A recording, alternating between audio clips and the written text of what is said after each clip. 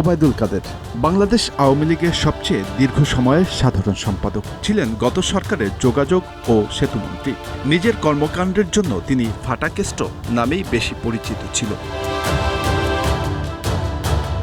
হঠাৎ করে তিনি সদল বলে বিভিন্ন দপ্তরে হাজির হতেন এবং লোক দেখানো নানা কার্যক্রম পরিচালনা করতেন। ওবায়দুল কাদের এখন দেশে নেই। ৫ আগস্ট আওয়ামী লীগ সরকারের পতনের পর কোনো এক সময় তিনি দেশ ছেড়েছেন। নেটিজেনরা বলছেন ওবায়দুল কাদেরের অভাব স্বল্প সময়ে পূরণ করে নিয়েছেন স্বরাষ্ট্র উপদেষ্টা অবসরপ্রাপ্ত লেফটেন্যান্ট জেনারেল মোহাম্মদ জাহাঙ্গীর আলম চৌধুরী। দায়িত্ব নেয়ার পর গত কয়েক মাস মন্ত্রণালয় ও অধিদপ্তরের কার্যক্রমের মধ্যে সীমাবদ্ধ ছিলেন স্বরাষ্ট্র উপদেষ্টা। কিন্তু গত কয়েক মাসেও দেশের আইনশৃঙ্খলা পরিস্থিতির উন্নতি না হয় তার পদত্যাগের দাবি ওঠে। বিশেষ অভিযান ডেভিল হান্ট পরিচালনা, রাস্তায় রাস্তায় চেকপোস্ট বসানো থেকে শুরু করে অনেক পদক্ষেপই ইতিমধ্যে নেওয়া হয়েছে, কিন্তু অবস্থার উন্নতি হয়নি।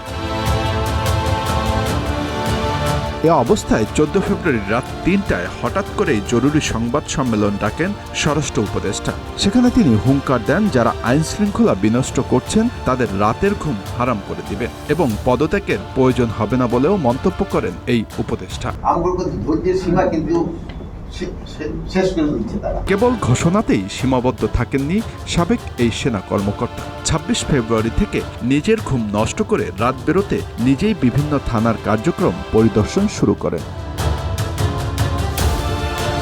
প্রথম দিন ভোরে তিনি রাজধানীর গুরুত্বপূর্ণ বনানী, বিজয় সরণি, মানিক মিয়া এভিনিউ, কলাবাগান, ইডেন কলেজ হয়ে নিউ মার্কেট থানা পরিদর্শন করেন। এরপর শাহবাগ মোড়, মৎস্য ভবন, মগবাজার, হাতিরঝিল, পুলিশ প্লাজা হয়ে গুলশান থানার বিভিন্ন এলাকা পরিদর্শন করেন। তিনি কিছু অলিগলিও ঘুরে দেখেন।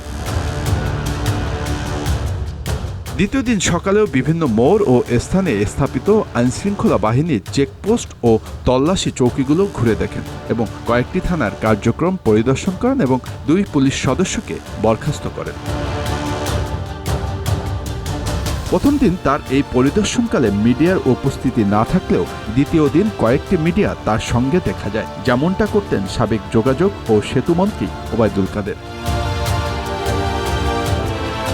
স্বরাষ্ট্র উপদেষ্টা জাহাঙ্গীর আলম সেনাবাহিনীর একজন 3 তারকা কর্মকর্তা ছিলেন। চাকরি জীবনে তিনি বিভিন্ন গুরুত্বপূর্ণ দায়িত্ব পালন করেছেন। স্বরাষ্ট্র উপদেষ্টা এম শাখাওয়াত হোসেনকে সরিয়ে গত 16 আগস্ট তাকে দায়িত্ব দেওয়া হয়।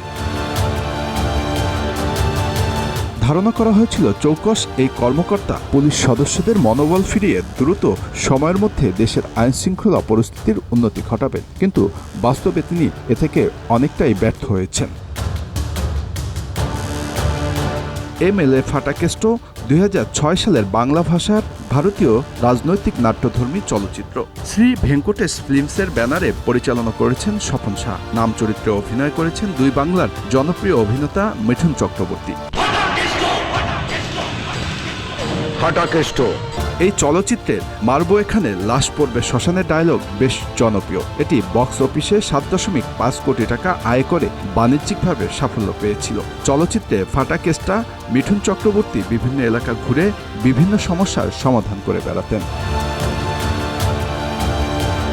Bangla affairs news desk.